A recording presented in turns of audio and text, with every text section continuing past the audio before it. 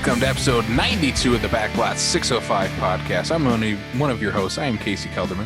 I'm Brian Mensing, listening to you try to script your intro. And I do it every week, and still I mess it up. And I mess up my name, apparently. It's not that hard. You've only been doing it for how many years? It is not that hard. I've only been doing it for 92 episodes of this show. We're here on episode 92. We're nearing 100, Brian. We're almost there. What the heck are we going to do? We don't even know yet. We're going to retire. No, we're not. We're ending it all. That'll be it. 100 and done. We'll keep on going. We'll have something special for 100 once we get there. But today we're on episode 92. We are on the second episode of our baseball miniseries for the month of August as we talk 2011's Moneyball. So that'll be in the second half of the show as we talk about the Brad Pitt-led film. And we are joined by the Sioux Falls Canaries announcer, Carter Woodiel. Right? Woodall? Which way was it? And I messed it up again probably now. You should just keep going. I should just keep going, just ignore it every time I do that? Because you're gonna get corrected halfway through the show anyway when he gets on the show. That's true. That is true. We're joined by Carter in the second half of the show to talk about Moneyball. He is the Sioux Falls Canaries announcer. That is our professional baseball team here in Sioux Falls, South Dakota. Yes, our nice little independent place in the ecosystem. Yeah, so that'll be the second half of the show. We're very excited to have Carter on and talk about Moneyball. I actually have a baseball expert on, and then us two hooligans that just like movies. Yep, hooligans is the key word. Hooligans, schmucks. We're a bunch of schmucks that like movies. We're a bunch of schmucks with the pancakes. So let's get into this, Brian. We're bringing back the box office here for our second week. We have a new king of the box office for this week. At number one is The Tax Collector, the Shia LaBeouf-led film, written and directed by David Ayer, bringing in a little over $300,000 in the box office this week. A nice little opening weekend for this movie here. Unfortunately, I did not see it in any South Dakota theaters, but I assume it's probably playing in some maybe bigger markets that have theaters open, maybe a few drive-ins as well. We need to have a conversation with the West Mall and be like, why didn't you bring this to Sioux Falls? We need Shia LaBeoufs. We need some Shia LaBeouf with some bad. Okay, so when I rewatched the trailer for this here the other day, and I didn't notice this the first time, but I noticed it the second time, and I don't understand. Maybe there's context in the movie, but I couldn't get past the dual cauliflower ears that was Shia LaBeouf. Like, his cauliflower ears were bothering the shit out of me. They extenuated his cauliflower ears in this one? Well, he doesn't normally have them in real life, does he? I have no idea. I don't think he does. But they definitely can see it in this. That is for sure. Yeah, I still want to check this movie out. I haven't yet. It's kind of flown in under the radar. It kind of just, I think it was supposed to have a wider release, if I'm not mistaken. I mean, David Ayer is coming off. He's coming off Suicide Squad, which was a big movie. Shia coming off with Peanut Butter Falcon and Honey Boy. Shia's big year last year, so I'm still excited to check this one out. And no, Shia doesn't have cauliflower ear. Number two is The Rental, the Dave Franco directorial debut, bringing in $123,000 at the box office, finally getting dethroned as the king of the box office by The Tax Collector. Number three is Train to Busan's Peninsula, which brings in $118,000. I guess I didn't even realize. I mean, granted, it's only 48 theaters, but I didn't even realize that was even supposed to get like a theatrical release here in the States. I didn't realize it had already come out. I had heard it was getting a small theatrical release. Again, West Mall, come on. We want Train to Busan. We need to start talking to them and be like, okay, we need to help you curate these films. Yeah, again, exciting to see this. It was making some big numbers worldwide, so I'm still excited to see this movie when it comes out. I believe it is coming on Shudder later this fall too. So if we don't get it in theaters, it'll at least be available there later on in the year. Number four, The Big Ugly, bringing in a little over $70,000. I don't know what this movie is. I have not pulled it up yet. I'd never even heard of it. Granted, I haven't heard of number five either. So The Big Ugly, look at this cast, Brian. Oh, my gosh. Vinnie Jones, Malcolm McDowell, and Ron Perlman. Whoa, what? Oh, one of those kind of films, huh? One of those movies that One of, only in 2020 would have gotten a theatrical release. that's exactly what I was gonna say. Is only in 2020 is this even hitting? Otherwise, this is a straight to DVD starring Vinnie Jones type of film. Vinnie Jones as the lead, man, over Malcolm McDowell and Ron Perlman. That's I quite do the like thing. Vinnie Jones, but he is not a leading man. He is a great support. He's a great supporting piece of muscle, basically, but he's not a leading guy. He is the great fourth or fifth guy in a movie. Yeah, he is Uh, their juggernaut. yeah, this one I'm our number 5 here. I'm a little more interested in that it kind of just flew in under the radar. Looking at this cast, it's kind of different. I don't know.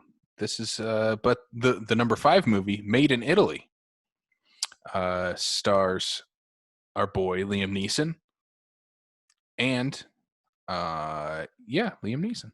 Liam Neeson's in everything, though, so I mean, that's nothing new. This is probably one of those movies where the studio got him on the cheap because he happened to be in town making another Taken movie.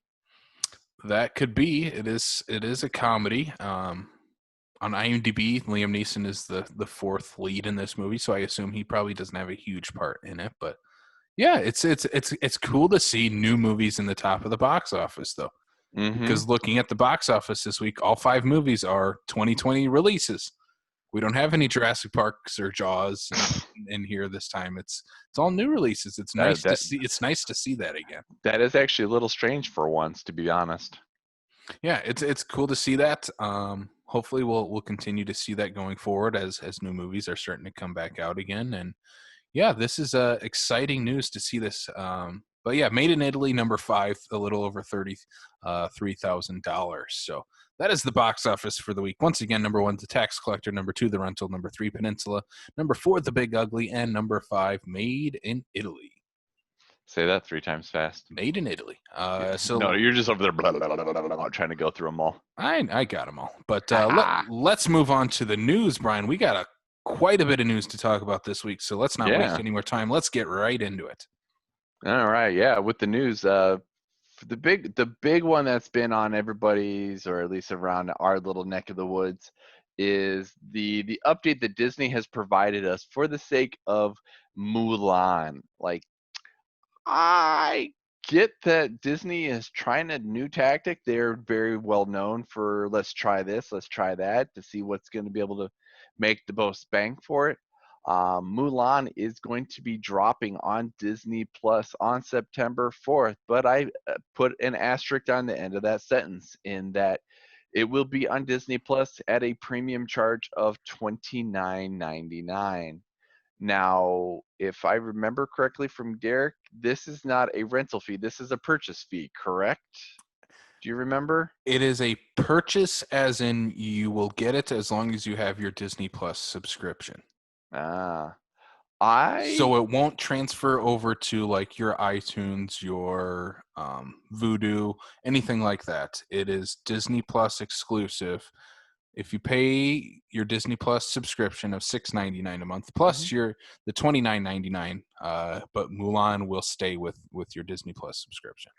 The one thing I will give this, and they haven't made any allusion to it here, is that one of the things that we might possibly see that might help with that, because I picture a lot of people not wanting to drop $30 because they don't want to lose a movie that they paid for if they stop their subscription.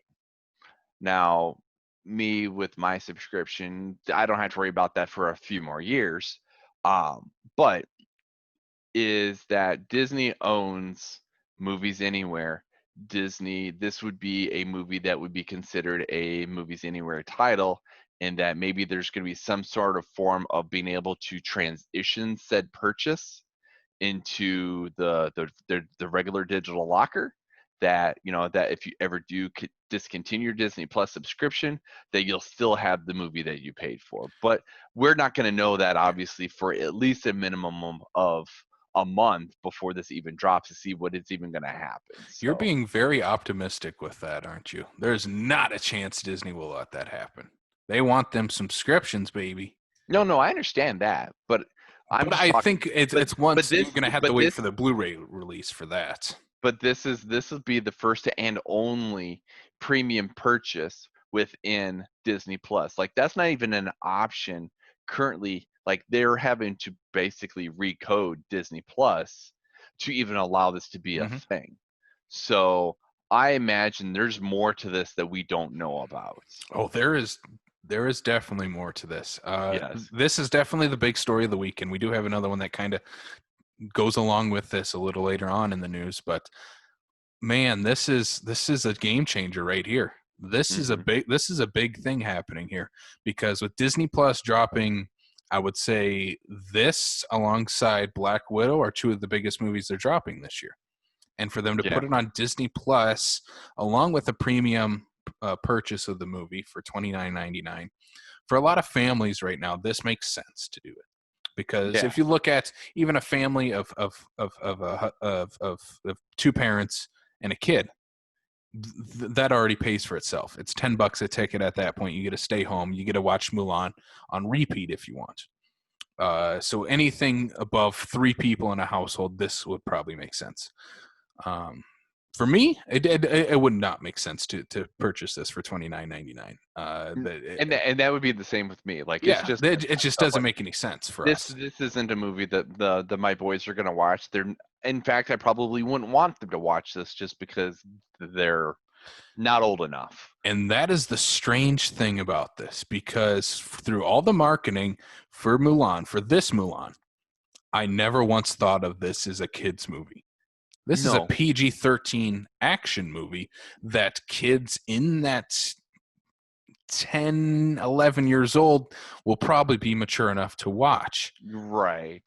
Unlike the animated Mulan, which was definitely more kid friendly, that would tailor more to kids in this case to pay the $29.99. That's what this is a very big test for Disney right here of what's going Hmm. on with Mulan, because if this hits, I don't if this hits and makes good money and gets the amount of views that they want on this movie for the $29.99 price range, and they find that even people, because they have all this, they'll know through all their analytics that if you have multiple accounts on it, if you have a kid's account, if you have a kid's name on there, how many households with kids are buying this and how many single households are buying this. They'll be able to figure that out. And that leads me to wonder what's next. Because Hmm. Disney said when this came out, this is a one-time only thing because we know people have been waiting for Mulan to come out. I don't buy that bullshit for 1 second. If this does great for them, and I unfortunately think it will, I think Black Widow might be next.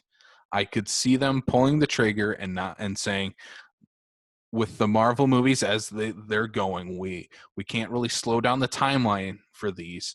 We got to get this movie out within the year that it was originally supposed to come out. Why not do the Mulan thing, dropping at $29.99? Because at that point, you're getting a whole new demographic buying this. Because you're going to have all the people that would go out and watch the Avengers movies that may say $30 for the next movie in this new phase of Marvel movies. Yeah, I'll buy it for $30. So I think this is a big game changer going forward for not only Disney but streaming in general. Because if Disney's dropping one of their top two or three tentpole movies of the year on Disney Plus, um, that's a big thing, and especially for movie theaters going forward. And another story we'll talk about later. This is this is devastating news. This is not good. Hmm. This is a scary news for movie theaters, because I don't know. Did you see the videos of some of the theater owners destroying Mulan merchandise in their theater? No, I did not. Yeah, I sent it in. I'll try to find it again. I'll send it again. But this guy, he had the cardboard cutout of Mulan and took a baseball bat to it because he was so pissed off. Disney did not let the theater chains know this. Oh, nice. Yeah, so The the one thing I will say, no, and I mean I get the aggravation, especially with all this and whatnot. But we're also living in a very unprecedented time where you're literally working with companies that are just trying to figure it out, and theaters are already struggling the way it is and whatnot. No, it's not helping and whatnot, but you know, you we are currently living in a time where a multi-billion-dollar company could potentially go bankrupt in the midst of one single year if they don't try to play their cards right or try to work within the system that they're currently allowed to, because they're going to bleed too much to the point where they're not going to be able to recoup. So, it absolutely. For Disney. No, I'm just saying, just in general. No, Like, I was gonna I say think, Disney. Disney's fine. They're okay. I think They are. everybody though, but at the same time too though, yes, Disney is the 600-pound gorilla in the room that is going to be able to do what they want when they want to do it. But at the same time too, a movie like Black Widow or Mulan or anything that's coming on the docket that's a great big tent pull for them, you know, is still one that they want to try to minimize the amount of negative impact financially that they can possibly have, just for the simple fact that, you know, the money they make today is what is invested in making a movies into the future and or technologies to be able to do X, Y, and Z. So, it's a little bit of give and take. And yes, unfortunately, the movie theaters are getting kind of stuck in the middle. Um, I kind of on the fence about like when you made the reference in regards to Black Widow, just because since they're still in, for the sake of Marvel and how these are all interweaved together into a one great big cinematic story over the course of multiple years, is the fact that we have a number of films that have been announced that have not even been able to begin production, that it would be almost potentially a disservice to throw what they've got out now when they can't even start the productions on the ones they have later.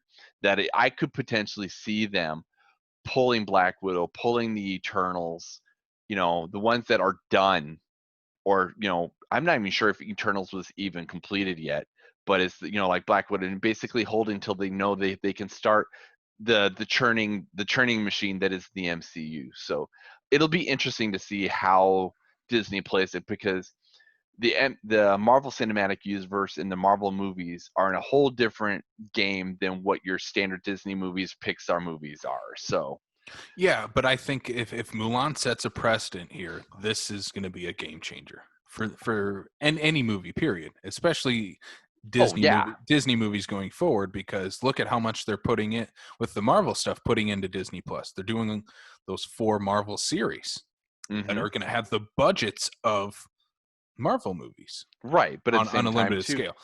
and at But the same time too, though, we've got the Marvel shows that have also been pushed back. The Marvel shows that have not even been able to complete principal production, like the Winter Soldier and the Falcon, still have stuff they still have to film, and that was supposed to be out this month. yeah, So I think it's an interesting. This is a game changer. Like I keep yeah. saying, it's a big thing that's happening, and if Mulan does great, this is gonna change the way we view movies going forward. It's gonna change the way theaters work. It's gonna change a lot of things. So I'm interested to see where we go from this. I understand we are in a very different situation, and I'm hoping that Disney is in that same mindset that, hey, we're in a different situation right now, Hmm. because people, I want to believe them saying we want to get Mulan out because people have been waiting for it for so long, and it was supposed to come out months ago now.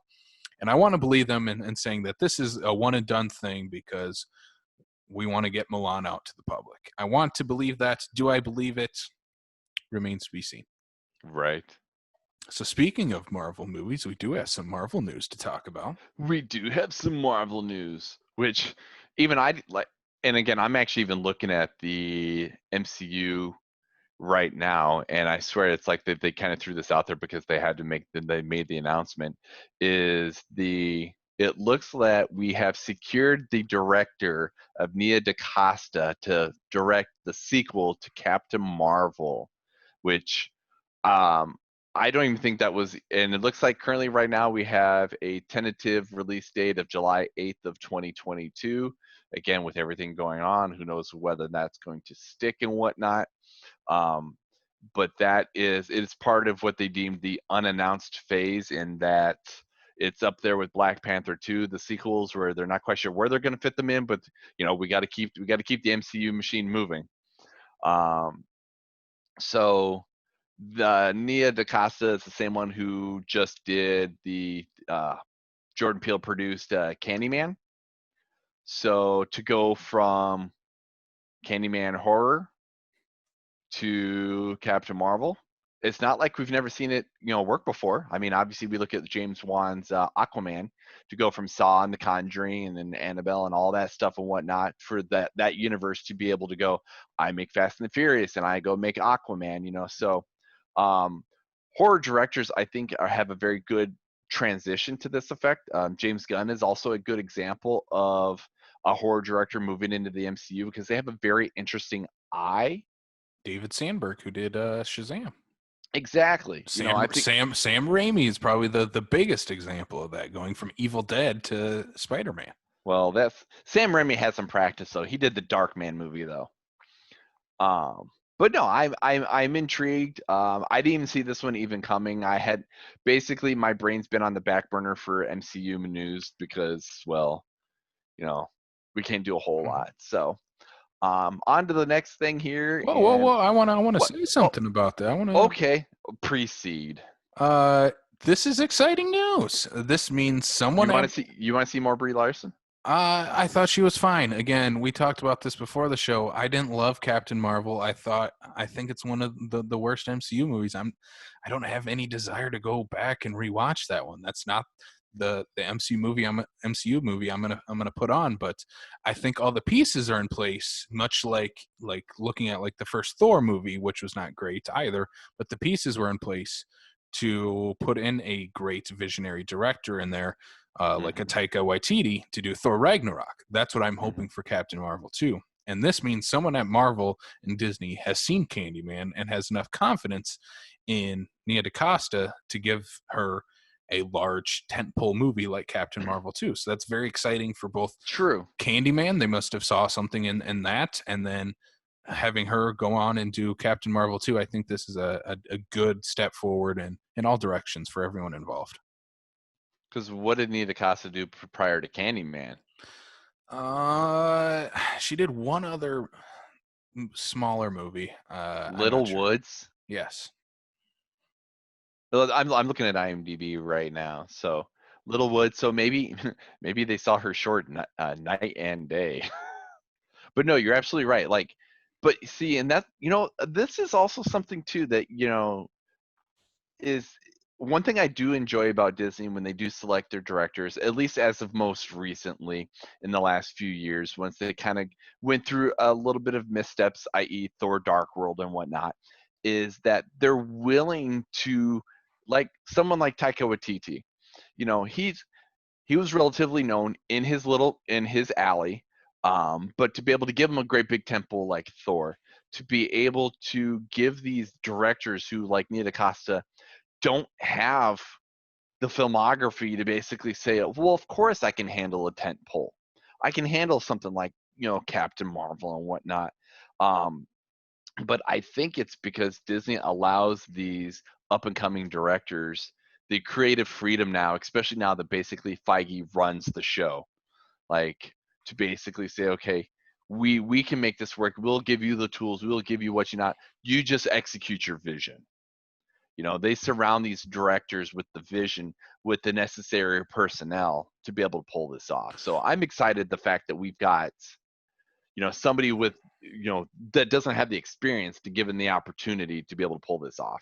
Well, and that's what I'm hoping for is they let Nia DaCosta give her voice, because that's what I felt was missing from Captain Marvel. It felt like a paint by numbers movie. It felt like any director could have made that movie. I never felt like it was anyone's movie. Like when you look at Thor Ragnarok, that's a Taika Waititi movie. Oh, that's totally a Taika movie. You look at the Guardians movies, that's a James Gunn movie. You look at the latest Avengers movies and Winter Soldier, that's a Russo brothers movie. It feels like those. I like when the MCU can pull those directors and make it fit within the MCU, but also feel like their type of movie. And that's why I got like when we talk about Captain Marvel and the Ant-Man movies, they kind of feel like anyone could do those. That's why I'm hoping they let Nia DaCosta do her thing. Well, and it's funny as you make the reference in regards to the Russos, like doing Captain America, Winter Soldier, doing the Avengers and stuff like that. Like before they really got into headlighting these big, huge tentpole films for Disney, they're doing like TV and like Arrested Development and like You, Me, and Dupree. yeah, I mean they also themselves, they basically built their careers off the fact that Disney allowed them to go, you know what, we have faith in you. And I think that Disney's showing more and more of that here in the last 5 years, as opposed to the 10 years of the original MCU when it first came out in 2008. And even then, like Jon Favreau doing the original Iron Man before the MCU really was the MCU, the guy from Swingers, the comedian, director, to make a movie like Iron Man, was a stretch. And I think they had a few bumps in those first few years, but once they kind of got into the latter half of the MCU, when they really reeled everything in, get Kevin Feige on board, it's like you've got ultimate creative control. And I think that's when everything changed. So I do think this is kind of in the right direction. All right, what do we got next? Next, now that I can move on, I see how it is. Okay. So the next, and I don't know what I think about this.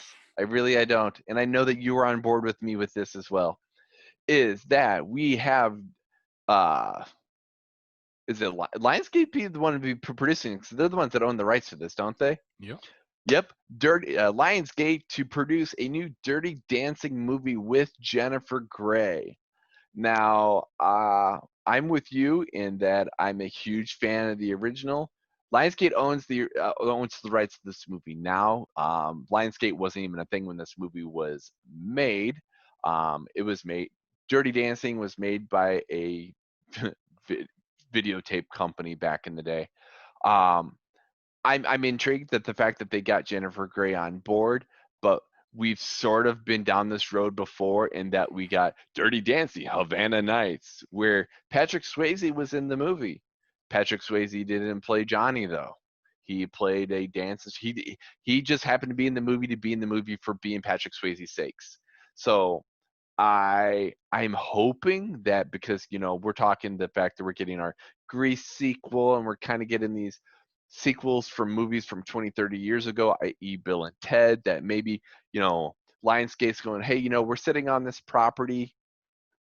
We're raking in the movie for the sake of nostalgia and whatnot. I'm hoping this is a true sequel and that we see something to the effect of Jennifer Grey's actual character. Otherwise, what's the point of making this movie in the first place? Yeah, I feel very much the same as I felt when we talked about the Grease prequel that's happening. If you're gonna do that, just remake it then, because in the case of Grease, you're gonna have to recast the two biggest characters. In this case, you're at least bringing Jennifer Grey back, but again, what made Dirty Dancing so great was Jennifer Grey and Patrick Swayze. It wasn't one or the other; it was the two together. What I got it. What Lionsgate hasn't told us is that they're gonna do they're gonna do the hologram. They're gonna because what was that movie where they were talking about bringing back James Dean?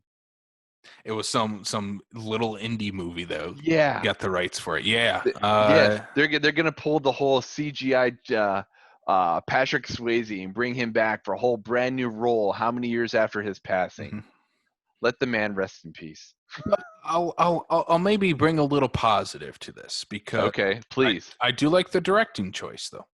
I like Jonathan Levine taking this on, because 50-50 is a very underrated Seth Rogen, Joseph Gordon-Levitt comedy.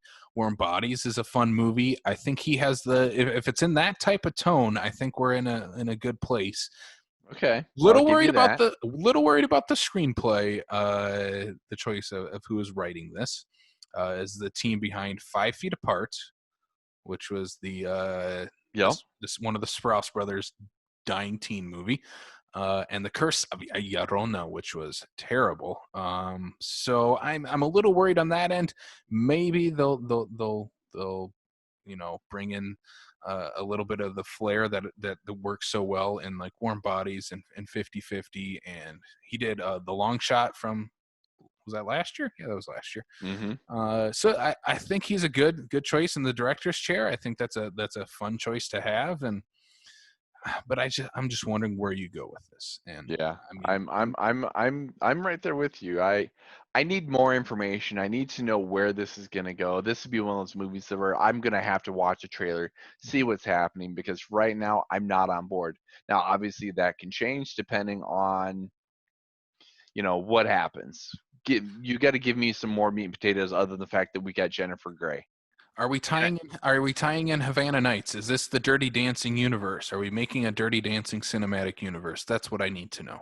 No, no, no, no. Say it ain't so. Can we move on, Let's move on. please? Okay, because this Dirty Dancing makes me sad. All right, next piece of news, and this is really not a shocker. Is that we have been announced that John Wick Chapter 5 is going to be a thing, and it will be filmed back to back with Chapter 4. In that, obviously, we got Chapter 4 got delayed due to the wonderfulness that is COVID-19, and so the powers that be are like, well, hey, since we're having to work this out here a little bit here, let's you know the one thing about COVID that's been very good for the sake of film get back into the normal is this has given us the ability for writing. This has been the good time for the writers. I think of a few years back when the writer's strike happened, and it affected a lot of TV and movie. Is that if there's one thing that writers can do right now and still be able to get product done, it's writing. And then that way, once all the writing is done, it's polished. They even get extra time to be able to polish more. And the fact that, I mean, the upside is that we know at the end of Chapter 4, we know that Keanu's going to have to live because we're going to get John Wick 5. So um, the fact, this is Keanu's franchise to have, and as long as he keeps saying yes, I will keep watching John Wick films. Yeah, I don't. I'm all for this news. Hearing another John Wick movie makes me excited. Hmm. Hearing it filmed back to back with chapter 4 makes sense to me. Keanu's not getting any younger. Who knows? I'm assuming they're going to try to go to a 6 and do kind of like the 2 trilogy things. But yeah, I'm excited for this news. I love the first 3 John Wicks, and I'm excited for 4. And now that we're getting to 5, I'm even more excited. And eventually, John Wick will go to space. you know. Now that's the new space race. Tom Cruise already won that. What goes first? Not Tom Cruise. Fast and the Furious or Keanu? Yeah, that's true. Who's gonna get there in second place? Yeah. But you make the reference of Keanu's not getting any younger. At least he started doing this a lot sooner than Liam Neeson tried to be, Mr. Taken and the Commuter and all that whatnot. I picture Keanu has a lot of years left in him for the sake of being an action star. If we can still have a Bruce Willis and Sylvester Stallone, Arnold Schwarzenegger in their, action star esques that they are, Keanu's got plenty of years ahead of him. Yeah, I think he's in a little different situation than like Liam Neeson though, but because Keanu does all his own stunts in these movies for the most part. Hmm. Liam Neeson is not doing his own stunts. They're cutting around what Liam Neeson cannot do. Well, this is true, Yeah. but I think that's one thing that we got to give Keanu credit for is that he's doing what he is capable of doing, and he knows where he can and cannot do, and obviously he does have his own stunt double and whatnot. But the matter, I mean, if you're watching the behind the scenes and everything like that, the gun training, he's so dedicated to this character, and it shows in the films. So I think for as long as he's gonna pull these movies off, he's gonna be John Wick for as long as I could picture him being John Wick for Mhm. at least another 2, 3, 4, 5 films. All right. So the next thing we've got going on here for us here is the federal judge gives green light to the termination of the Paramount consent decrees. Chime in there, Mr. Casey. Brian, do you know what that is? I looked some of it up in regards to talking about like movie theaters owning theater chains and stuff like that, but um, I never got around to actually being able to actually delve into the article. So please enlighten me and the people that would be listening. So basically, like quick summary of what it is. This was from back in early Hollywood. We had the big five studios, Paramount being one of them. Mm-hmm. They owned their own theaters, and so basically, what they would do, they would only program their own movies at that point. And with that, they during this was 1920s, I think, when this was put into place, the Paramount consent. That changed that theater chains would no longer be owned by the studios. So basically, what this does now is gets rid of that uh, 70, 80-year-old decree, and will then allow movie studios to own theaters once again. So Mm-hmm. this has been on the horizon for a while. Netflix has purchased theaters. They've been doing that for the last couple of years. They only Um, have one that I remember. they bought Because they bought the one when they were doing the whole Irishman thing and whatnot. yeah, I think Netflix just has the one. I think they've bought some smaller ones too, but the big, I don't remember what was the big one that they bought. Was it the It was some. It was it's the some like. Egyptian? Was it the Egyptian? I think so. I just remember it was in New York and it was like an old, like 100-year-old theater. But yeah, so Netflix has been working on it, even with some of the Disney stuff. So basically, what this will now allow is movie studios to own theaters again. And so what I was talking about earlier with Marvel and them dropping Mulan on Disney Plus, Mm-hmm. and going forward on the death of theaters, this, like, we had two major things happen this week, and I don't know if it's coincidence that it happens during the same week, but it just uh, enhances the inevitable. It furthers the death of theaters, because what this will mean is, once this is all done, and more than likely a lot of mom and pop owned movie theaters will not be around anymore, because of things like, we're not going to be allowed to play Mulan anymore. So what are we going to play in our theater if we can't get the big tentpole movie? And now with Disney, being able, Disney and other like Universal will probably do this, um, and Netflix is already working towards that. Amazon will probably get its own movie theater chain. That's the history is going to start repeating itself. You're going to see a Disney theater pop up. You're going to see Netflix theaters pop up. And so what I'm really wondering is, there can be two ways about this, along with like the Mulan Mm-hmm. news, because with let's say, we'll take for example here in Sioux Falls. Let's say, um, just for sake, that Disney buys both of the Cinemarks that are here. Mm-hmm. So we have two Disney theaters. So Disney can then play the Disney catalogs of older films there, along with the Fox catalog that they own, and they can also play all their new movies. But with that being said, you need to be able to program for, in the case of the Cinemarks, how many theaters do they have? 8, 7, 8, something like that. Are you talking screens? Yeah, how many screens do they have? Well, I mean, the 10? one on. Well, I want to say the east side is either 10 or 12, and the one over here is 14. Okay, so we have at least, so just for the sake of the argument, we have 12 screens that we got to fill. That means you can fit, the Mulans, the Captain Marvels, Mm-hmm. all of those on at least half of those when those come out.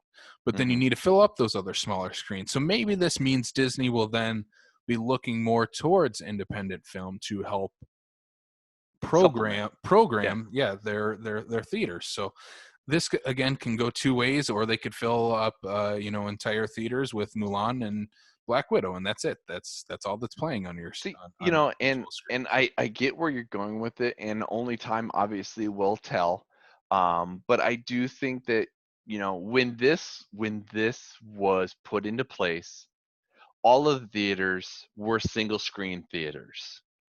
There was no such thing as a multiplex, because you said how many years ago this was. So this was what, put in like the 20s, 30s kind of thing, way back in the day. That yeah, these studios will probably purchase, will have the merger of Disney and AMC or whatever the case is. But you're absolutely correct. all of the theater chains nowadays. I mean, even look at West Mall. It's basically it's a local, it's almost a mom and pop now kind of thing, but it's still 7 screens.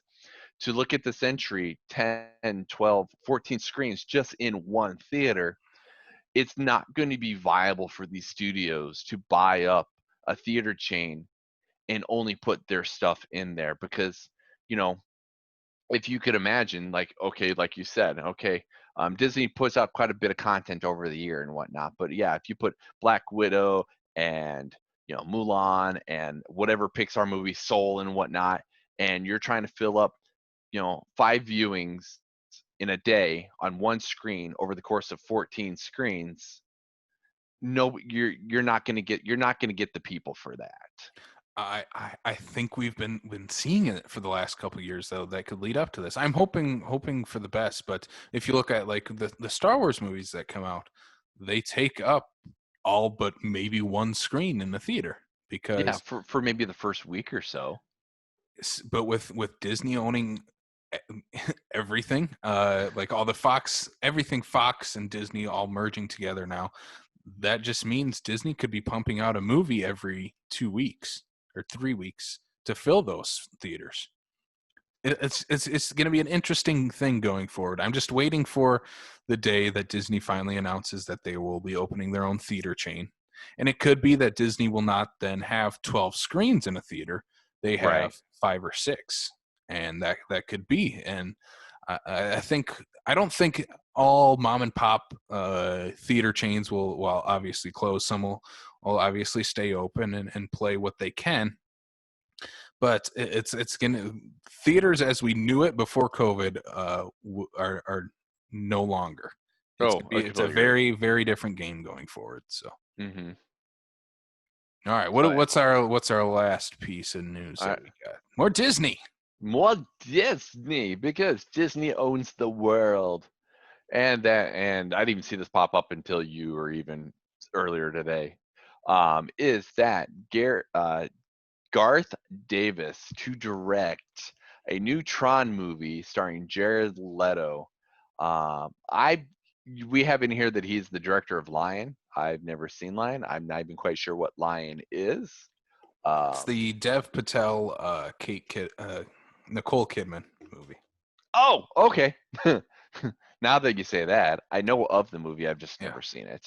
the ad that Um, was playing before every movie, and yeah, yeah, right. that year. Um, I'm intrigued. I know a lot of people are indifferent about this because of especially like Jared Leto. I think after Suicide Squad, a lot of people are a miss of Jared Leto and what he is and whatnot. I've always enjoyed him as an actor. I'll always take a new Tron movie. I enjoyed Tron Legacy, even though it was not exactly a commercial success, based off of a movie from 20 odd years before that that was considered a commercial failure. Um, but for the sake of a futuristic movie with Jared Leto, I'm willing to see where this is gonna go with this. I would be curious to see if we're gonna have any returning characters from prior Tron, seeing how that's gonna go. Um, but yeah, what is your thoughts on a new Tron movie? Have you even seen either of the Trons? I have seen Tron Legacy back when But it like came out. you've never seen Tron? I've never seen Tron. No. You for all intents and purposes, who's to say that you wouldn't like maybe Tron may less or Legacy more or less, depending on whether or not you'd actually seen the movie that kind of springboards into that movie. I have no opinions on either Tron movie. I remember nothing of watching Tron Legacy, and I've not seen Tron. But this news, on the other hand, like I've been expecting Disney would probably throw the money at another Tron movie. It still is a viable franchise for them. It has a name to it. Jared Leto obviously has a name to his stature. Um, Garth Davis, I had not watched Lion. I didn't have any interest in it after seeing the ad a million times. That's one of the pitfalls of advertising, I guess. But Mm-hmm. I think it's an interesting choice of having Jared Leto to lead this movie. I think he would fit in the Tron. He'd fit the Tron look. He has that He type did. of look. So And Uh, I definitely think that after like his part in Blade Runner 2049, like I could see him easily being able to fit within this universe. yeah, so I'm tentatively looking forward to it because that will give me a reason to actually sit and watch both of the previous Tron movies. Good movies, I'm just saying. There's a great episode of Tron in the Disney prop show. Yeah, I know I need to go back and start watching some of those. yeah, I hear they're actually pretty good. they're really good. The Tron episode is really good. So yeah, that's what we got for news. Let's move to coming soon, and we'll kind of run through these pretty quickly because there isn't a whole lot coming out this week, except we have the big film for South Dakota here during the pandemic. This is Before the Fire, which hits VOD in select South Dakota and I believe it was Montana and North Dakota theaters on August 14th. So this is about a TV actress that flees from LA to her South Dakota home during a global pandemic, only to encounter a dangerous figure from her past. So this is directed by Mitchell native Charlie Bueller, and is written and stars Jenna Ling Adams. Both of these young ladies we had the chance to speak with on the podcast, which is available right now if you have not listened to it yet. It's a great little interview that we had with them discussing the film and talking about their experience making it and what it means for South Dakota. So some of the places this will be showing is Mitchell, Huron, Del Rapids, Watertown, Rapid City, and in Fargo, North Dakota. I think it, I think it's definitely a good watch. There's a lot of little nuances about the film that you can definitely, being somebody who's from South Dakota, can pick up on little things when we're talking about in the country and everything like that. That maybe somebody from the big city, heck, even like if you lived in Minneapolis, maybe kind of thing. But it was definitely I enjoyed watching it. The gals were great to talk to and to bounce off, and what made them want to make this film. So it's definitely good. I enjoy it, and I'm glad that we finally get something made in South Dakota from South Dakota for the public to be able to see. Mm-hmm. Yeah, I think this is, if you go and check this out in the theaters, this is kind of a once in a lifetime experience too, because you're watching a pandemic thriller about someone from LA coming to South Dakota, and the movie's primarily set in South Dakota. And if you go to a South Dakota theater and watch this during a global pandemic, it'll add another layer to it, and I think that's going to make this very exciting to check out this weekend. Definitely. We have a couple other things coming to streaming, though. First up, Project Power. We talked about this a few weeks ago as the latest action film starring Jamie Foxx, Joseph Gordon-Levitt, coming to Netflix August 14th. I'm looking forward to that. We talked about it a few weeks ago. I'll wait for reviews to see. I like Jamie Foxx. I like JGL, so maybe it'll turn out pretty good. That's what I'm hoping for. It's the sake of I'm intrigued by the story, and I enjoy the actors that we've got in this film. And that comes from the directors of Nerve and Paranormal Activity 3 and 4. Yeah. Next up, we have coming to Disney Plus on August 14th, Magic Camp, which stars Adam Devine, who's in, of course, Workaholics, Pitch Perfect. It also stars Gillian Jacobs from Community. It is about a down-on-his-luck magician who returns to a summer magic camp that he attended as a kid and trains a new generation of kids in the ways of magic. So in our notes here, this was filmed back in 2017, originally set to release in theaters in 2018. So this has been sitting in the Disney shelf for a while, finally coming to Disney Plus here this weekend. I didn't watch the trailer until shortly before we started recording, and I've never watched Workaholics. It was one of those shows where I don't know, just for whatever reason, it didn't pick me up that I wanted to start watching it. And having more and more experience with the people from Workaholics and Adam Devine, I think maybe I should have watched Workaholics. Yes. This is one of those movies. It's the unconventional Adam Devine film where it's not going to be a rated R comedy. This kind of reminds me of when we watched Heavyweights. is that it's your unconventional, your rated R comedy guy like Ben Stiller doing a kids camp movie. Uh, and it's going to be Adam Devine doing Adam Devine.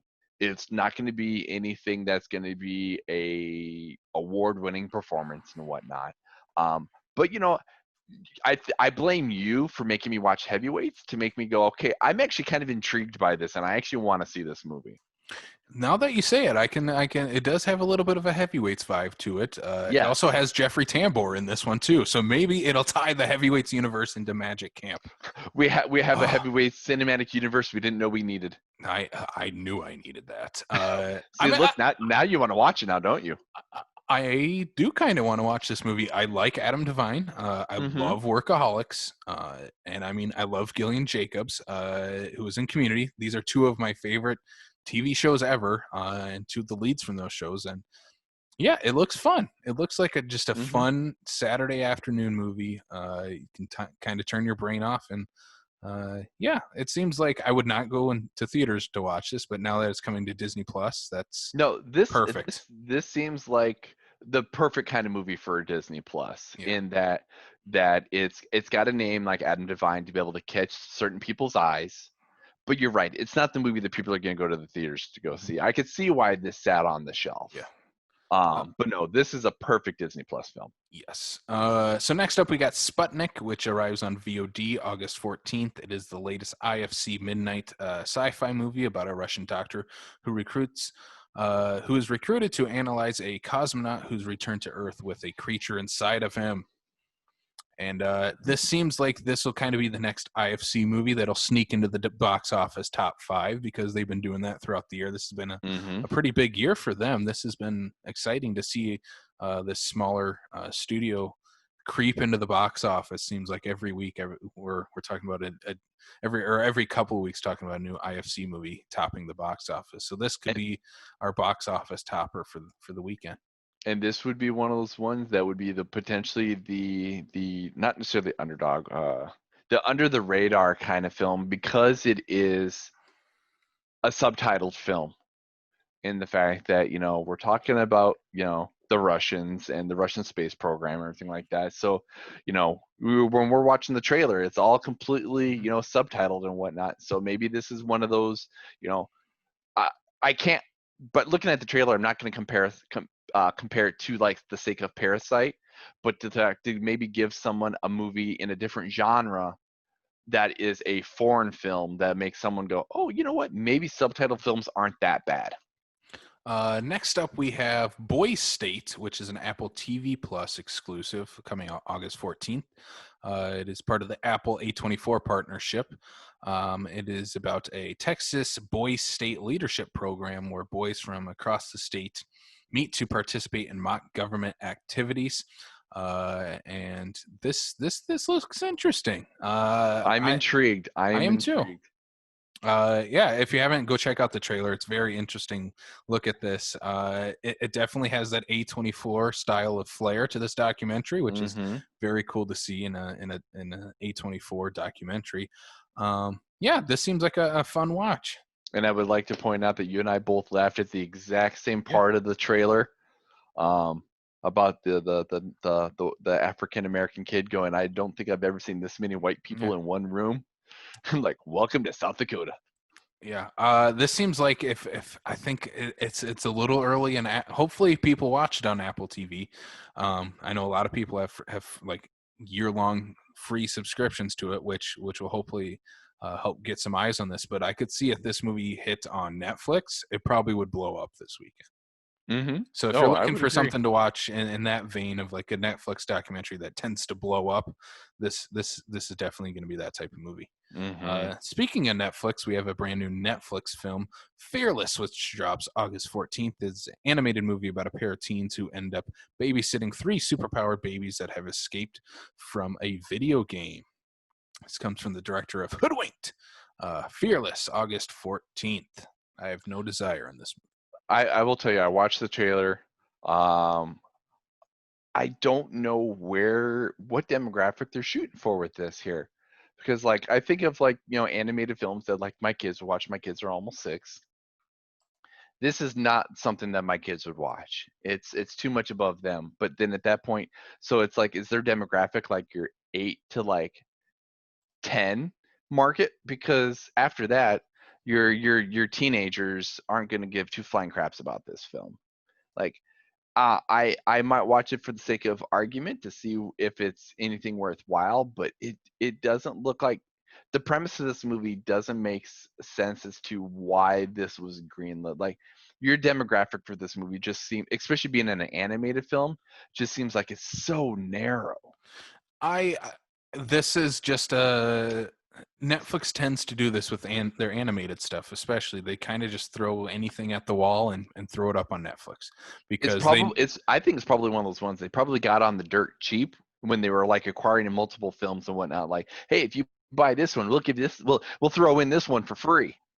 yeah, and I think this is kids will get eyes on it, and I think that's all they're shooting for. They're not looking for the fam. This doesn't look like a Disney Pixar type of movie where it's an entire family movie. This seems like this is a kids movie. Yeah. Yep, I can go with that. So yeah, that is it for what we have coming soon. You can check out our coming soon article now on backlot605.com. And once again, go check out our interview with Charlie and Jenna from Before the Fire. That is also available on backlot605.com as well. Mm-hmm. But we're going to take a little break, and we will be right back to talk about Moneyball. Let's all go to the lobby. Let's all go to the lobby. Let's all go to the lobby to get ourselves a treat. Delicious things to eat. The popcorn can't be beat. The sparkling drinks are just dandy. The chocolate bars and the candy. So let's all go to the lobby to get ourselves a treat. Let's all go to the lobby to get ourselves a treat. We are back on the Backlot 605 podcast. Of course, joined with myself, Casey, is my co-host, Mr. Brian. Here we are in the second half of the show, and we are joined by the voice of the Sioux Falls Canaries, Carter Woodiel. How you doing, Carter? Welcome to the show. Did I pronounce your last name right? Because I am always so self-conscious about pronouncing people's last names wrong. It's in the Twitter bio. It's Woodiel is how you say it. It's a Woodiel? weird name. See, It was Waddle when my ancestors came over and has changed through the years.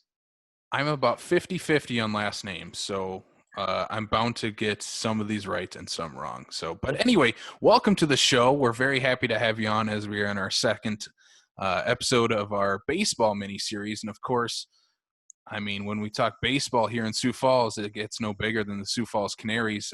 So let's get into that. You are the announcer for the Sioux Falls Canaries. But let's jump into the season, because what a weird season it's been for baseball in general. Because the reason we're doing this is Major League Baseball is just been starting here for the last 2 or 3 weeks as this episode comes out, actually playing games again. But the Canaries have been playing a little longer than that, if I am not mistaken. That's right. We opened up our 60-game season on July 3rd, which was a good 3 weeks or so before the major leagues did it. Our league that we're in, the American Association, is an independent league. It's not really affiliated with Major League Baseball. And so in this instance, that kind of gave the teams involved the freedom to come up with their own terms and their own way of putting together a season safely. And it's gone off really well. We just hit the halfway point of the season the last 2 days ago. Last night's game was game number 32 out of 60. And so far, it's gone pretty smoothly, and the Canaries are playing some good baseball, which is great. Good. Awesome. Yeah, and with that, you guys are one of the last time I checked. This could be wrong now as things continuously change here in 2020.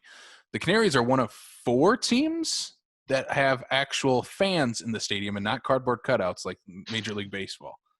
Yeah, there are a few kind of quote-unquote leagues where one team brings in a couple of other teams they make up and are kind of hosting games at their ballpark. But we are definitely the biggest, and for lack of a better way of phrasing, the most legitimate baseball league anywhere in North America that, like you said, is not being played in a soulless, empty stadium right now, which is something that we're obviously really lucky to be a part of. We've got 6 teams. Usually we have 12. 6 teams are participating this year. We started off with just 3 stadiums. The St. Paul Saints were our roommates here in Sioux Falls, but a couple of teams have been able to move home. So we've got 5 stadiums now among the 6 teams in the league. And it's been really great to be able to enjoy baseball and to enjoy, just the little things like hearing the crowd say, "Take me out to the ball game," being able to laugh at the mascots doing silly things on the field. It's the stuff that you don't realize is there until you lose it. And we're really lucky here in Sioux Falls to be in a community where we have our hometown team and they're playing games and you can go out and see them. Yeah, what are some of the changes you've seen from this year looking at previous years with the Canaries? What is some of the biggest differences besides starting baseball in July instead of earlier in the season? Yeah, the schedule is weird. The biggest thing is there are fewer seats available in the stands. Every team kind of has their own different way of policing it based on the governments and the different factors. For us at the Birdcage, it means every other row is roped off. So there's some kind of built-in social distancing there.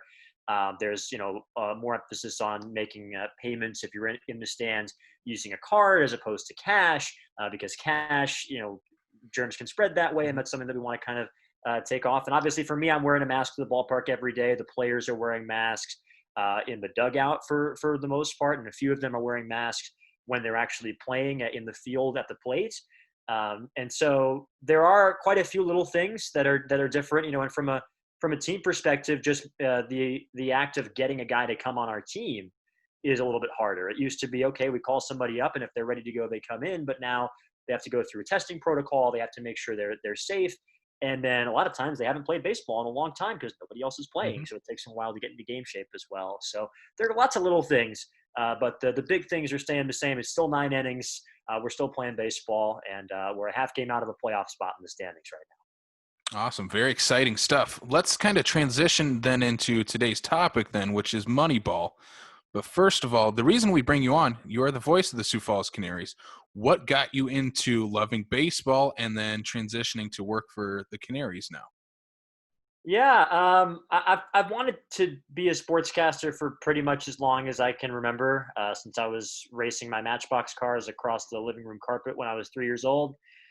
So it's just I knew pretty early on when I was in middle school and high school that I didn't want to get a quote unquote real job, and I wanted to be able to do something like this. And so I broadcasted some in high school. I went to the University of Missouri and got a journalism degree there. And then, to be honest with you, I landed in Sioux Falls because I emailed about 50 teams asking if they needed a broadcaster. And this was the team that had an opening at the time. And I'm just so lucky to have been able to have ended up here. It's such a great community, and we really have a tremendous organization, great fans. And so I've lived here full time in South Dakota for a little over a year. And this is my 3rd season with the baseball team. Enjoying the cold? Yeah, a little bit. Yeah, it's definitely when I was in college in Missouri, things were not as cold. That was a bit of an adjustment, but better than I was in. I remember being in northern Minnesota last winter, and that gave me a good kind of reference point for, okay, things could be colder, could be worse. Mm-hmm. Yes. So the movie we're talking about today is the 2011 baseball movie Moneyball, and we threw this out to you. We gave you a pitch of what the show is going to be, and then we kind of let you choose the movie. What is it about Moneyball, and why was that the movie you chose to talk about today?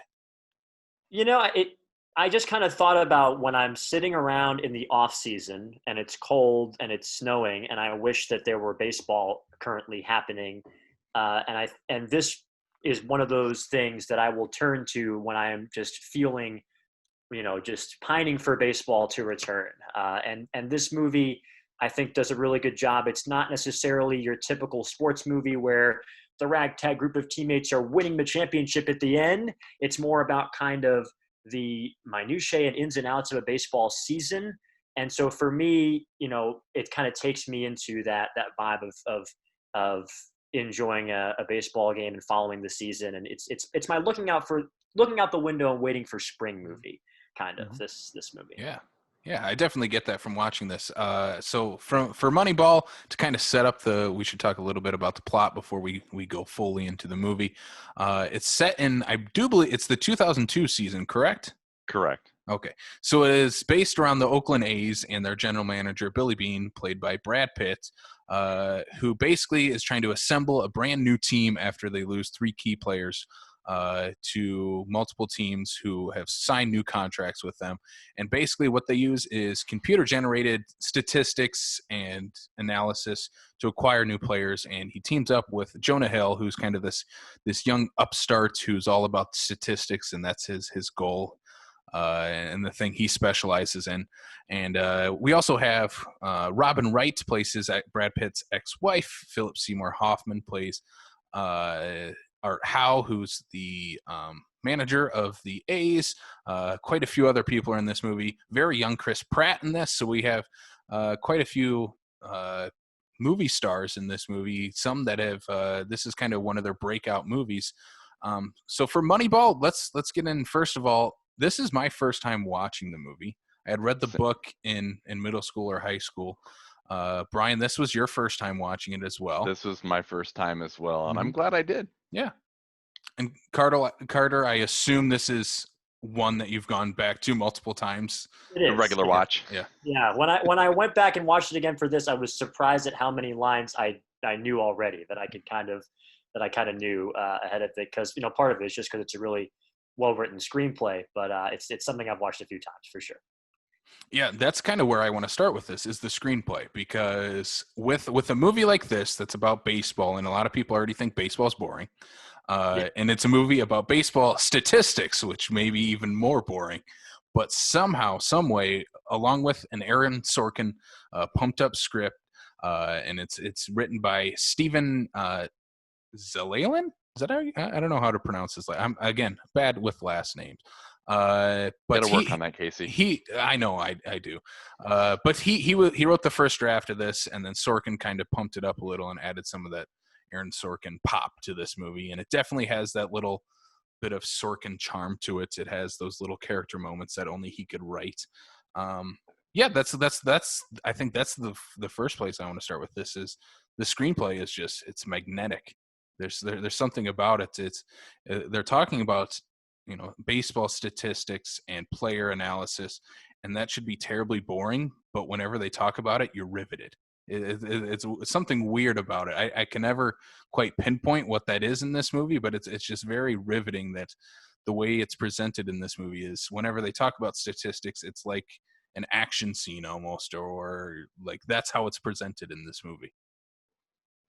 Yeah, and that's something that I really appreciate kind of in any context, but specifically when you're talking about sports. A lot of times, I'll be talking to my friends who aren't familiar with sports, or sometimes, in my career in media, I'll be writing something that has a sports angle but needs to be understood by someone who's never heard about it.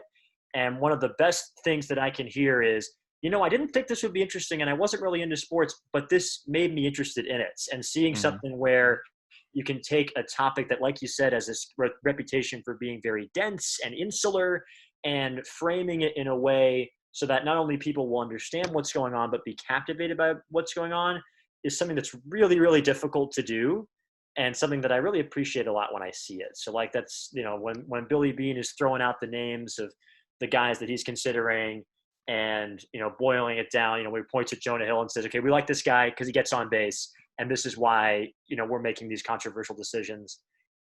Being able to paint these running a baseball team every day is a very, very complicated thing, but being able to get more people involved is it's a special achievement.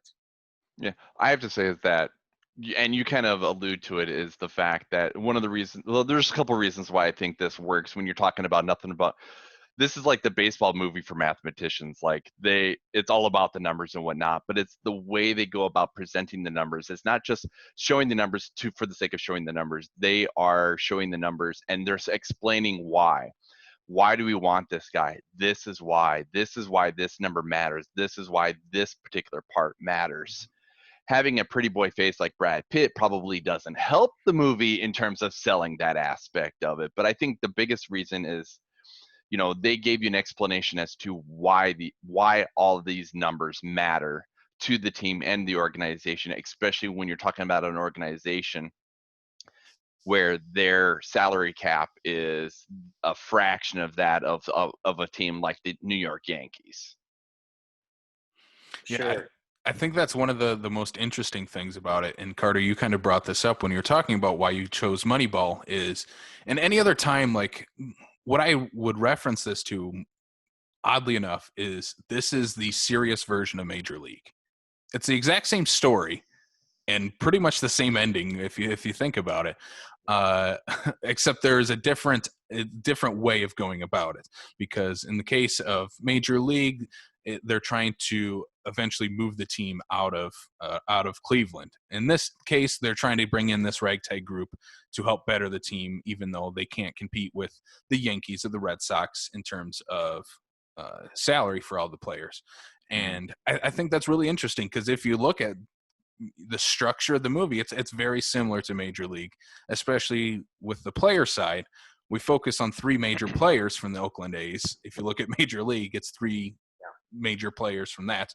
That was just a fun thing I thought of while watching this. But what I find interesting is some of the things they like to focus on this movie, because obviously Brad Pitt, he's the lead. Billy Beane is the main character in this movie. And Brad Pitt he's fantastic in this movie. I don't know of a bad Brad Pitt performance. I mean, but in this, you don't feel like he's Brad Pitt. Right. He doesn't feel like movie star Brad Pitt. He feels like he's Billy Beane. He's this former jock, former baseball player, but now has grown into being a father figure to his daughter in this movie and to being the leader of this team, even though it seems many times he doesn't want to be the leader, but he is in this situation, and it's kind of the behind the scenes. He won't ever get the credit for it, but still puts in all the work to try to make a winning team out of this. And that's one thing I think Brad Pitt just he nails it in every single scene he's in here. Him with Jonah Hill is really a strange dynamic that just really works really well in this movie, because this is one of Jonah Hill's first like dramatic roles. He's coming off Superbad, and me and Brian talked about this before the show. Accepted was another one he was in before this, and this is kind of what would lead to Jonah Hill being a more serious actor. And like Wolf of Wall Street is probably his most the role people most think of with serious Jonah Hill. But this is kind of the start of that, and he's not playing Jonah Hill again with Brad Pitt. He's playing the character of Peter Brand. He's not playing Jonah Hill, the kid from Superbad in this movie. Yeah, I see Jonah Hill as in the respect of this film is the fact that you're right. I mean, there are maybe a couple of like nods to some of his comedic ability and whatnot, but for the most part, this is a completely serious, film for him. This is completely outside of the box that we're normally used to. I mean, if you really think about if someone would tell you that you cast Jonah Hill and Brad Pitt in a movie, you would wonder if it's a Kevin Hart, The Rock kind of movie where it's supposed to be the comedy duo kind of thing. And the fact that they're able to pull off such a good dramatic film, those two have very good chemistry that I don't think most people would have even thought of. Like when they're casting for Jonah's part, you're like, who's going to work well opposite Brad Pitt? Let's go with the guy from Superbad. Yeah. And the one thing I looked up on this movie is Jonah Hill was not the first person they wanted for this. It was Demetri Martin, who was a very popular comedian back then. I mean, he's still a well-known stand-up now, but that was their first choice, and he's not known for his film roles. He's very much known for his stand-up comedy. He had a television show, I believe, was on Comedy Central right around this time too. So that would have been a much different movie. I think they went with the right choice of Jonah Hill, but there's also young Chris Pratt before he's hitting with this is right around early Parks and Rec Chris Pratt, which is it's strange to go back and watch Chris Pratt in a movie like this because he's not movie star Chris Pratt yet. He's still he's very much this character yet. He's still trying to find his own footing. He's not comfortable in his own shoes. He plays Scott Hatteberg, who is a former catcher turned first baseman who is constantly learning throughout the movie how to play that new position. And that feels like Chris Pratt in this movie in a way, which is a fun way to look back at this, because we all know Chris Pratt now as mega movie star Chris Pratt, Star-Lord, Jurassic World. He's one of the biggest movie stars in the world right now, and it's nice to see him back in a movie like this, going back to an early performance from him. Oh, I'll be the first one to say is that being this is the first time I saw the movie, all of a sudden they pan over to him, and I'm like, okay, you got me intrigued. I didn't know he was even in this movie. I didn't look it up or anything. I had no idea. Mm-hmm. I think he did a stellar performance. Yeah, he's great in this movie. For being the one thing I want to touch on is some of the players they like to focus on. And Carter, you can probably touch on this more than I can, because they talk the three main characters for the baseball players are Scott Hatteberg, David Justice, and Chad Bradford. Three players that, unless you're really into baseball, you don't know those names. They are very much the characters they present in this movie. They're the unknown talent, the talent that's going to help put this team together. Even looking at that season of the Oakland A's, they're probably not the biggest names on the team at that time either. It's really interesting that that's the three characters they decided to focus on for this movie. And I think for the most part, it works well. I think Scott Hatteberg gets the most out of that. Chris Pratt's character, definitely gets at least an arc in this movie, especially when we get to the streak, which we need to touch on that part of this movie, which is fantastic. But yeah, the other characters I don't feel got enough screen time, but we have little moments with each of them that I think help put this whole movie together and help build this entire team. Yeah, and that's one of the things that if you talk to hardcore baseball fans about this movie, one of the critiques that they will have is they'll say, why aren't they mentioning Barry Zito and Tim Hudson and their great starting pitching and this guy and this guy and this guy? And the reality is, if you're going to get this to somebody who doesn't know who these folks are, if you throw all of the different things that made this team good at them, it's going to kind of get lost in the shuffle, and you have to a certain degree, kind of simplify that story. But, you know, it reminds me of one of my favorite lines from the movie where he's like throwing out the names to replace Giambi, and he goes, Scott Hatteberg. And the guy goes, who? And he goes, I know, he sounds like an Oakland A already. Old Scott Hatteberg coming in here. We're going to convert him from catcher to first base.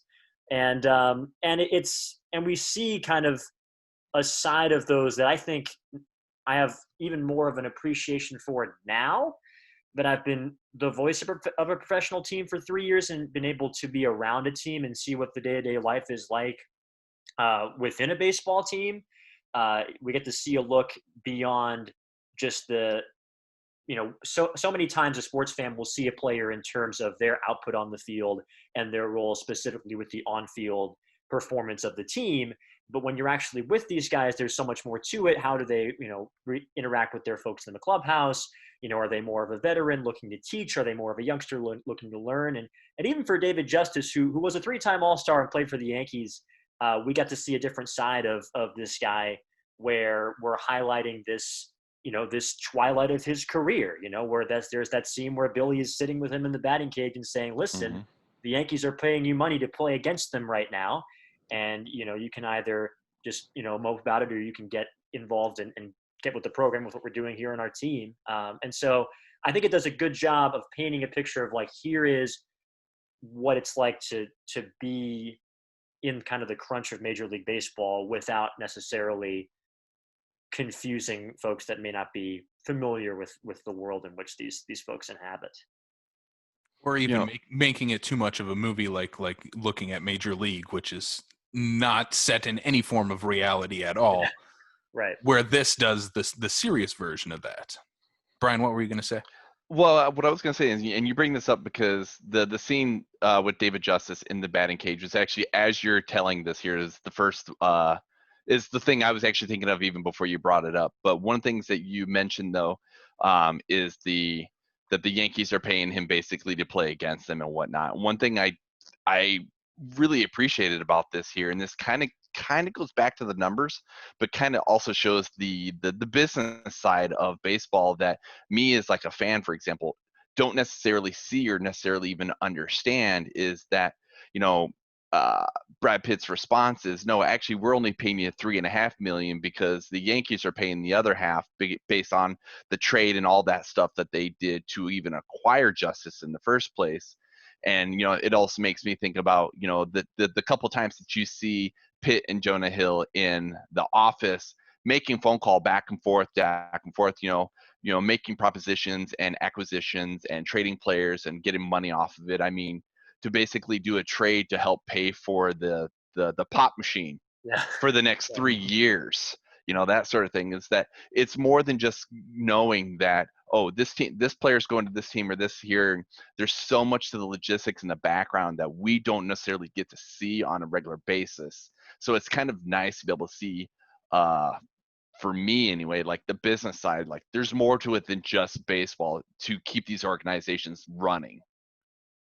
Sure. And that's one of the neat things about this, is that it takes you behind the curtain, in a way that is still accessible. It's not inside baseball, to use a confusing term in this context, right? Mm-hmm. It explains it like that little anecdote with the soda machine, where he says, why the heck do we have to pay $1 to get soda machine in our own clubhouse? Well, he likes to keep the money on the field. And then at the end, he makes the trade. He goes, by the way, I want you to pay for our soda machine for the next 3 years. But like, let me tell you, when you're with the baseball team, that stuff's important, man. The food in the clubhouse, making sure you've got enough drinks and soda. For me in the press box, I'm making sure we have enough water in the stadium for the game tomorrow. That's an important sort of thing. And it kind of highlights the little things that when you're on the road with the team become really important, and the little ins and outs of the game that are so important for the folks involved, but as you said, maybe aren't as accessible to fans. Mm-hmm. And I think that's one thing that makes Moneyball so subversive in terms of a sports movie, because even if you look at an underdog movie, you're focusing on the key players. Like, I'll bring up Major League again. You're focusing on the big 3 players that were the stars. They were the stars of the team, the ones that really helped bring the entire team together so they could make it to the playoffs. But if you look at this, you're focusing on a player that's in some of his last years of playing, David Justice. You're focusing on a relief pitcher that throws sidearm, Chad Bradford, and you're focusing on Scott Hatteberg, who is a former catcher turned first baseman. None of these guys are the star of the team. I mean, we talked about they don't even mention really the stars of the team at that season was the starting lineup. They don't mention any of those guys by name. Which is a really interesting look, because even if you look at the story they're trying to tell in Moneyball is how subversive this team already was. Is they were building a team not based on scouting and the traditional way you build a baseball team, but they're building it off stats and how can they get on base, how can they score runs. That's what they were focusing on, and not how you can buy players like the Yankees and the Red Sox at that time. Which is a really fun way to look at this movie, because this movie, if you look at every other baseball movie in general, they're the New York Yankees.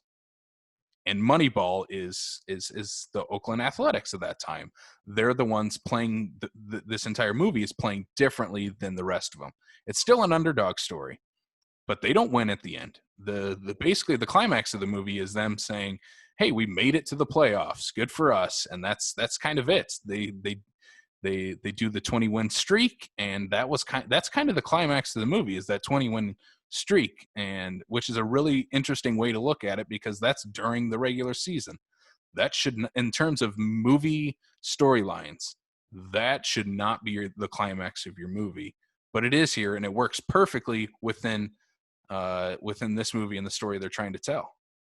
And it makes it feel more grounded by doing that, I think. If this were the story of the dramatic come from behind World Series win, it would feel a little bit, as you said, kind of removed from reality. Whereas the end of this, the streak was great, and they make a big deal out of it. And obviously, if you ask an Oakland A's fan of a certain age, what's the greatest game for your team in the history of you being a fan, that's probably the answer that they give. That win where they blow the lead and come back to win it in the walk-off. But the takeaway at the end of the movie is not that we don't watch baseball. We don't love baseball just for those big championship winning moments. We watch baseball because of the little romantic moments that happen in every game, and by just being invested in the efforts that a team undertakes to try and get better and win some more games. And that is one of the reasons why I really like this movie in particular, is because it leaves you not just loving the moments where your team wins the championship, but loving any time that you can watch your team play. I actually I want to counter this in that, you guys are looking at this from the sake of the player and the baseball team standpoint that, they don't win at the end. Whereas that's not how I see this story. Is that I see this as that, you know, the underdog that wins at the end of the movie. This by far is the team that wins at the end of the movie, because when we start the movie and they start the process of getting all these players based on statistics, based on numbers and doing everything like that, the underdog isn't the team. The underdog is the process that these two guys came up with to build the team, to prove to the Major League Baseball organization that this process actually works. So for me, it's not that they lost at the end, that the underdog didn't succeed. That in fact they did succeed to the point where the Red Sox try to acquire Billy, to be the most highest paid general manager in all of the Major League Baseball. So I actually see this as this is the underdog story where they do win at the end. It's just not your conventional the team won. It's the organization. It's the way that they were able to pull off what they did. Yeah, I think you do bring up a good point. Whereas if this was a scripted movie, not based in any real reality, they would probably have gone on to face the Yankees in the World Series or in the finals, and then would have come back from behind and then won. But in this case, like you said, Brian, it's the process that wins. It's not the Mm-hmm. team that wins. Mm-hmm. And I think if this was any other movie and not Moneyball and what they were trying to go for, they might have just focused on the Red Sox a few years later, which implement many of the same the statistics Yep. and how you build the team when the Red Sox won the World Series a few years later. I think because even at the end of this film here, it even references the fact that the Red Sox won their World Series the year that they did, Mhm. based on the metrics that Billy and them created, and they hadn't won anything since 1918. So almost 100 years. Yeah, it was that 86-year drought, which for me as a Yankee fan growing up, I was keenly aware of in 2004.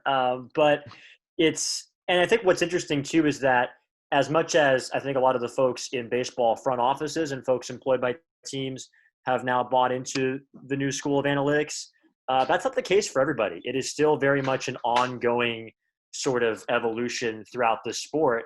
And he's not only, it's not only Billy Beane is, I think the antagonist in this is this power structure that's set up. I'm thinking of another line where one of the scouts says that Billy has no one to answer to but ownership and God. Mm-hmm. At some point when he's making a decision, and about how really this quote unquote salary cap is set by ownership, and the fact that this is such an unfair game for the Athletics to actually play in the sixth largest media market in America, it's set by the owners. And so that is something that we're still seeing come up in baseball every day, is this notion of how much our team's going to invest in winning versus keeping, the corporate executives happy. And so those things I think are ongoing. As much as as much as the work that he's done, there's still a lot of work to be done with that sort of thing. That's kind of what I really admire about Moneyball, though, is that this movie isn't a definitive beginning and end to anything. It's just this single season story. And I think that's fascinating to look at it that way, because if you, like we've mentioned many times, any other sports movie, you're going to end and the team wins the championship. That's it. Or they start as the underdog, obviously, and then go on to bigger and better things. But in this case, they were a good team before this. They were a good team during this season. And then the things that Billy Beane implements are taken by other teams to go ahead and they go ahead and win championships further on. It's just a very interesting story that is told here, that it doesn't have to deal with them winning a championship. It's about this character and this person in this moment, and how it changed the game. But sometimes when the more things change, the more they stay the same. And this is like you said, a thing that's constantly still going on, even though this movie takes place in 2001, 2002. It's a very interesting way to look at the game of baseball and in sports in general. The next thing I kind of want to touch on, like I said, probably the climax of the movie, which is that streak. And that sequence in the movie is very interesting because it almost feels pseudo-documentary at that time, because we take a lot of archival footage of them playing and the fans, and it's very interesting to look at that. And that's kind of like the big climax of the movie is hey, they win 20 movies. The climactic. They win 20 games, not 20 movies. 20. We all win 20 movies. They win 20 games in this movie. And it ends in a climactic fashion. They blow in an 11-run lead and come back and win with a walk-off home run. Like that's a movie moment that happens in real life. That sometimes that can only happen in baseball. Honestly, those type of moments. Mm-hmm.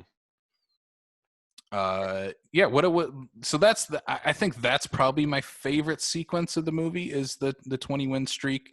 What about you guys? What's some of your what would be your favorite scene out of Moneyball? That's a good question. Yeah, the streak sequence is great. I think that's kind of definitely the most triumphant and kind of the most gives you goosebumps moment of the movie.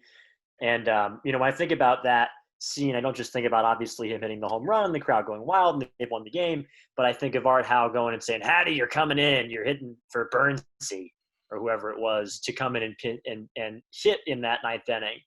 Because that's one of the coolest things about baseball, and something that baseball has that lots and lots of other sports do not. Because like if you're watching a football game and they're on the 1-yard line, there's a play clock ticking. You're watching a basketball game, they've got a shot clock ticking. You're watching a hockey game, there will be time ticking down in the period or on the power play.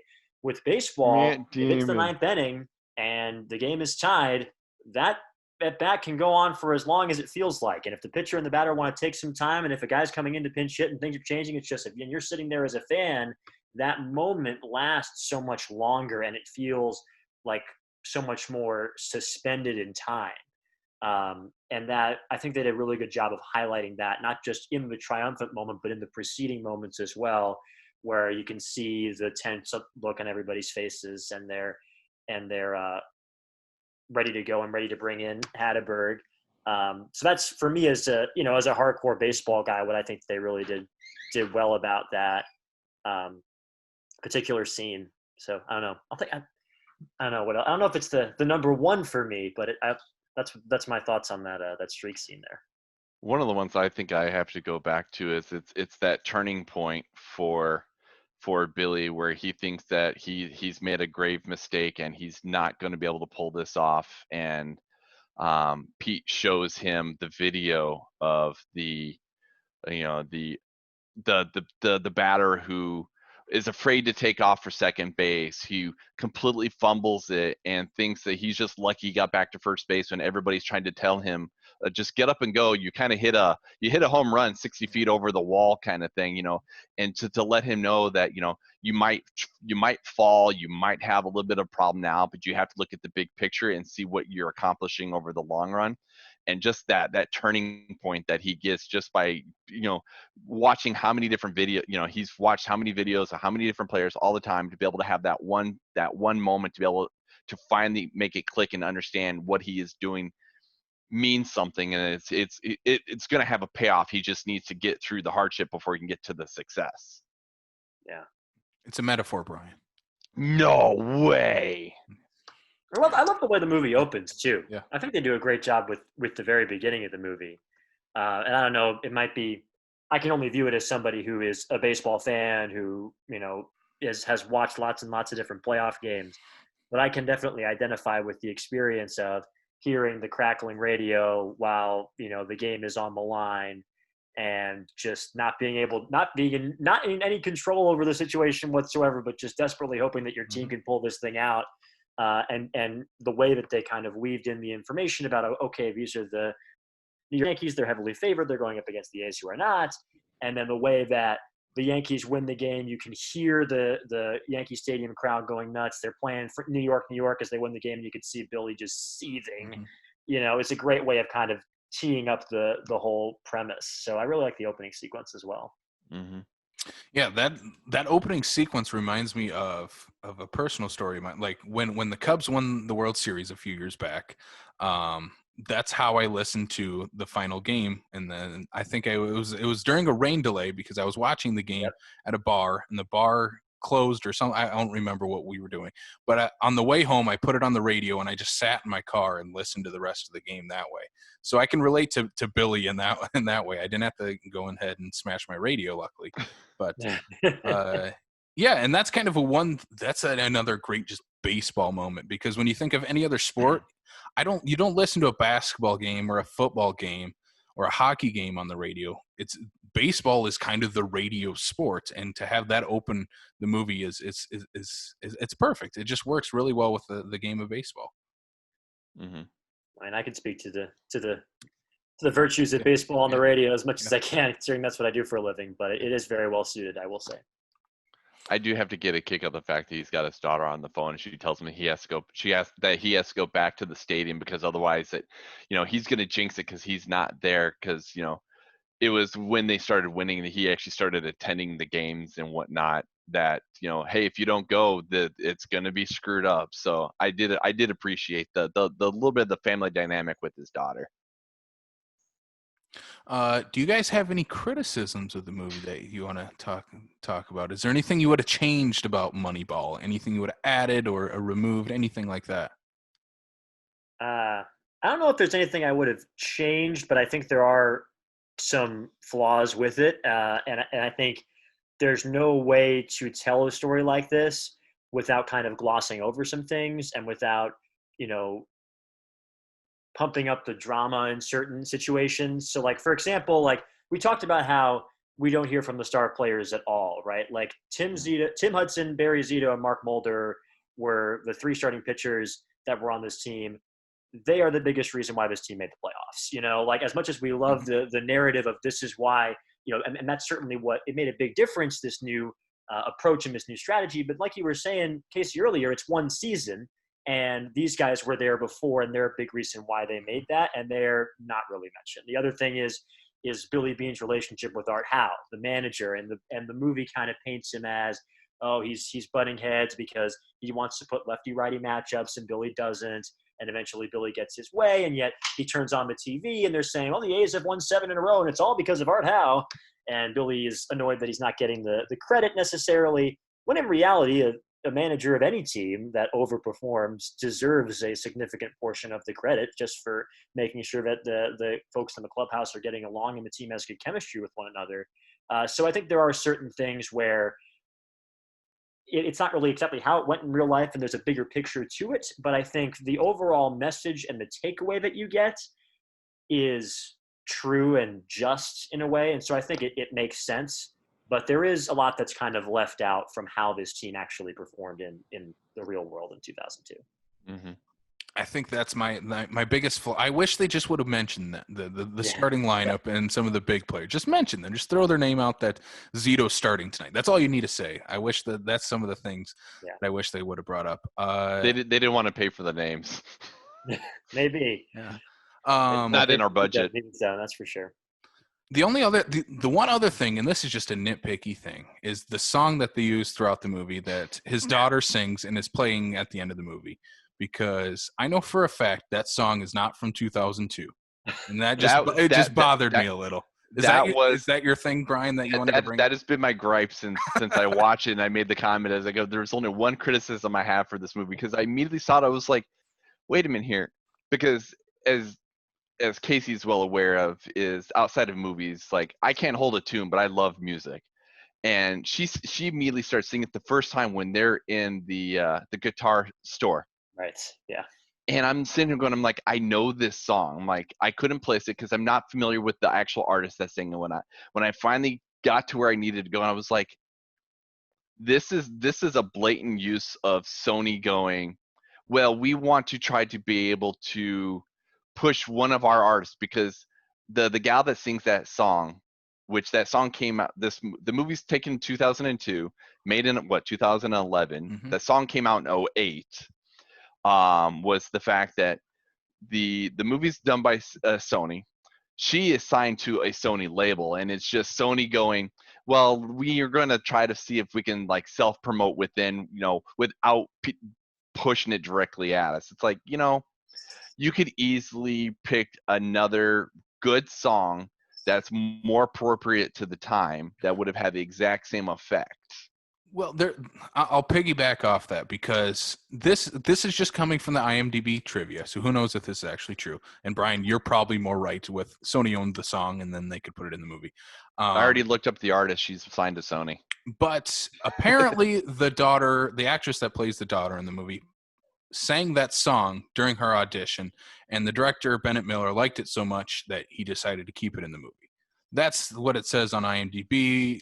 It might be a mixture of, oh yeah, she sang that song really good. Oh, by the way, we already own the song, so that's how that finally, ended up in the final cut of the movie. But I mean, I suppose it's possible, but I mean, at the same time too, it's like, okay, if that's what she's using to basically land the role, cool. Mm-hmm.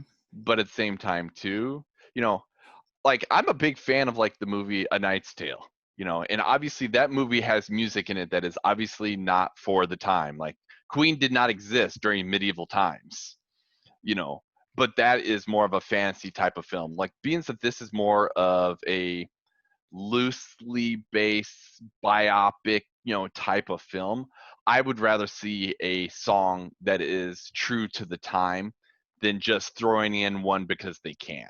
Yeah. Let's move into a little more positive a little bit then to end this. This movie did receive numerous Academy Award nominations. Did not win any, which is unfortunate. But yeah, it was nominated for Best Picture. This is the infamous year of The Artist, which was a silent film. I've not watched the movie yet, so I'm not going to make any notions on Moneyball should have won that year or anything like that. But it also, during that year, Brad Pitt was nominated for Best Actor. Did not win. Jonah Hill also received his first Oscar nomination for Best Supporting Actor. It did get a Best Adapted Screenplay nomination. Lost to The Descendants that year. Yeah, and I believe it was one more thing. Was it the score? I don't remember. Might have been editing. Yeah, I don't know. I can't. Sound mixing. There we go. Yeah, sound mixing did not win. Hugo won that year. So no Academy Award wins for this movie, which is a little disappointing, but doesn't take away that here almost 10 years later, we're still talking about Moneyball. And I think that's kind of Oakland Days, right? That's a little Oakland Days vibe. A few near misses, made the playoffs a couple of times. Maybe they should have won one or two, but haven't had that ring yet for Oakland. Still trying to win the last game of the season. It fit the theme of the movie, and yeah, I think that works. That kind of it's a nice rhythmic look at it. So let's wrap up our conversation on Moneyball. I believe we would all recommend the movie. I think that goes without saying during this conversation. But yeah, so that is Moneyball 2011. Pretty easy to find. If you haven't, it is probably on TV on FX all the time. It is. Yes. Yeah. So yeah, let's wrap up this conversation on Moneyball, and yeah, let's let everybody know where they can find us and all of our doings online. Carter, I'll start with you. Where can they find you and Canaries baseball? Sure. Well, you can find us at the Birdcage, and we're playing a 6-game homestand Tuesday through Sunday, and we're having a crazy promotion on Saturday night. We're burying a diamond in the infield, and then for people that buy a special ticket, we're giving them spoons at the end of the game, and whoever finds the diamond in the dirt gets to take it home. So crazy promotion coming up on Saturday. We got fireworks on Friday, and yeah, if your hometown baseball team is playing, it's safe, family fun, and we're excited. If you can't make it, go to sfcanaries.com and you can hear me do the radio and do the TV when we're at home as well. So sfcanaries.com has all that information. Awesome. Thank you so much for joining us. This was a lot of fun. I'm glad we got to talk about Moneyball and kind of mix it up from some of the other movies that we had on the docket. This kind of brought a new light to us talking about sports movies for a month. So it was awesome to talk about this movie. But appreciate you having me. Absolutely. We'll give our plugs here quickly at the end of the show here. You can find this podcast and all of our other podcasts on Apple, Spotify, Stitcher, Google, and on YouTube. And you can find us on backlot605.com. Brian, where can they find us on social media? I had to bring up my notes because I'm lost my brain there for a second there. You can find us on social media on Facebook, Twitter, and Instagram. Check us out on YouTube. You can also check us out in the South Dakota Film Community Group on Facebook, where we like to try to continue the conversation, create the conversation. If you're not part of the conversation, you really should be.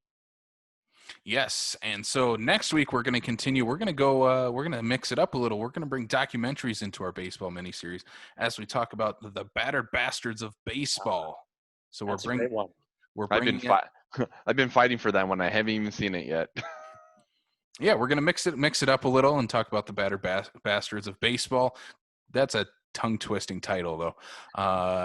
But yeah, that's next week. That is available right now on Netflix. It is a Netflix original documentary. So if you want to do a little homework before next week, that's where you can find it. But yeah, once again, Carter, thank you so much for joining us. Thank you for bringing up Moneyball, and go Canaries. Go Canaries. Thanks. Appreciate it. Absolutely. And thank you all for listening to the show. We'll check you out next time from the Backlot of South Dakota.